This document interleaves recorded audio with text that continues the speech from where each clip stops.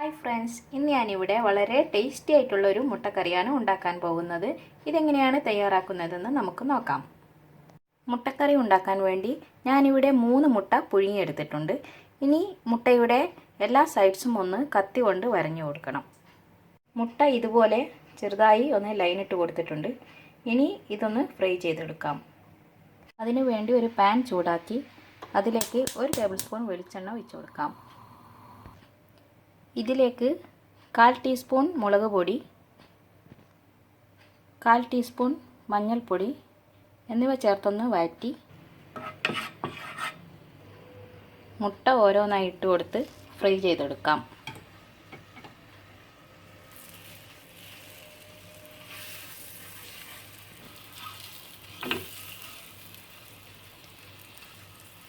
വളരെ law ഫ്ലെയിമിലായിരിക്കണം fry ചെയ്യേണ്ടത്.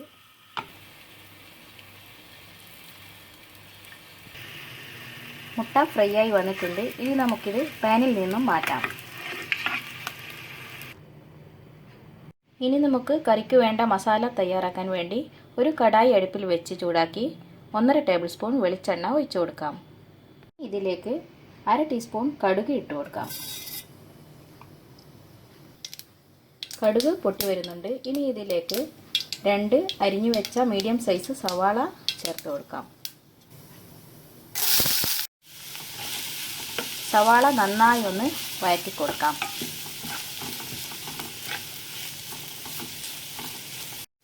സവാള നന്നായി വഴന്നു വന്നിട്ടുണ്ട്. ഇനി ഇതിലേക്ക് 2 പച്ചമുളക് അരിഞ്ഞതും 1 ടേബിൾ സ്പൂൺ ഇഞ്ചി വെളുത്തുള്ളി പേസ്റ്റും ചേർത്ത് കൊടുക്കാം.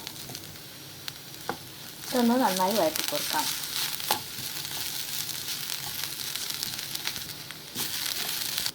ഇനി നമുക്കിതിലേക്ക് പൊടികൾ ചേർത്ത് കൊടുക്കാം.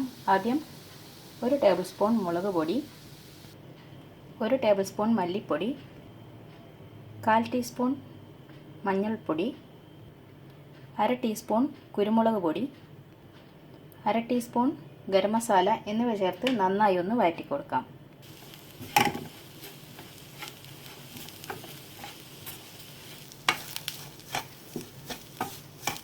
പൊടികളുടെ പച്ചമണമൊക്കെ മാറി വന്നിട്ടുണ്ട്. ഇനി ഇതിലേക്ക് അരിഞ്ഞു വെച്ച ഒരു വലിയ തക്കാളി ചേർത്ത് കൊടുക്കാം.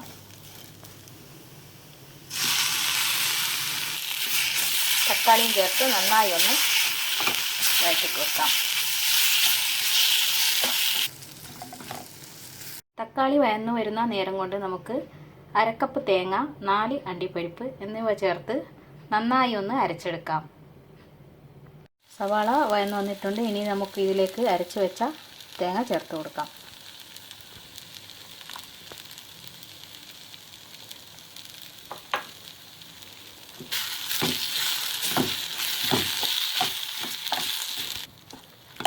തേങ്ങ നന്നായി ഒന്ന് വഴറ്റി കൊടുക്കാം.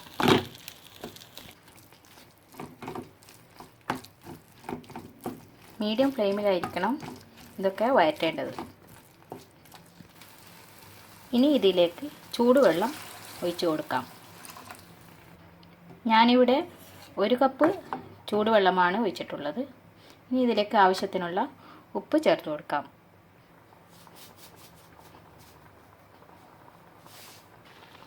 കറി നന്നായി തിളച്ച് വരട്ടെ. അതിനുശേഷം നമുക്ക് മുട്ട ചേർത്ത് കൊടുക്കാം. ഇനി നമുക്ക് കറിയിൽ മുട്ട ചേർത്ത് കൊടുക്കാം.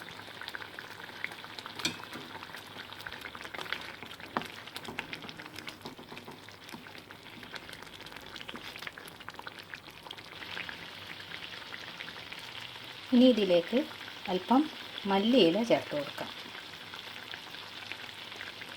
അങ്ങനെ നമ്മുടെ മുട്ടക്കറി റെഡി ആയിട്ടുണ്ട്. ഇനി നമുക്ക് ഫ്ലെയിം ഓഫ് ചെയ്യാം. അങ്ങനെ ചപ്പാത്തിക്കൊക്കെ കൂട്ടാൻ പറ്റിയ നല്ലൊരു മുട്ടക്കറി ഇവിടെ റെഡി ആയിട്ടുണ്ട്. എല്ലാവരും ട്രൈ ചെയ്ത് നോക്കുക. ഫീഡ്ബാക്ക് അറിയിക്കുക. താങ്ക്